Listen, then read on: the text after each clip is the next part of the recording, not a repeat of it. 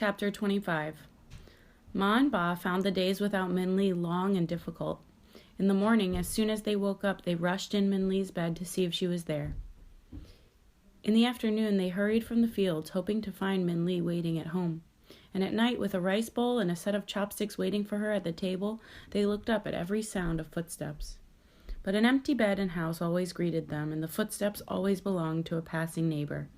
While Ma's anger had disappeared with the goldfish man, she grew a little thinner and paler every day, and Ba's eyes no longer twinkled. And one evening in the middle of the night, Ba woke up alone in bed to a voice calling. "Wake up, old man," the fish said. "Wake up, your wife needs you." Ba quickly rose and looked for Ma, who was sitting by Min Lee's bed. In the stillness of the darkness, Ma shook with sobs. "Oh, wife," Ba said softly, sitting next to her. Ma turned to him, her face shiny from wet tears. "What if Min Lee never returns?" Ma said. "What if we are always without her?" Ba put his hand over his face, brushing away the tears that were forming in his eyes. "I don't know," he said.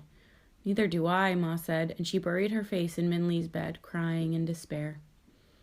Ba stroked her hair as she wept, occasionally closing his eyes as he fought his own gloom. Finally, as Ma's crying slowed and calmed, Ba said, "Do you remember the story I told you about the paper of happiness, and the secret which was one word written over and over again?"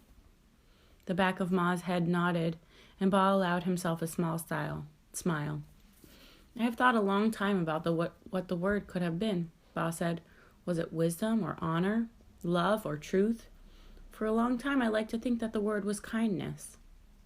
Ma's face remained hidden in Min Lee's bed, but her sobs had stopped, and Ba knew she was listening. "But now," Ba said, "I think perhaps the word was faith."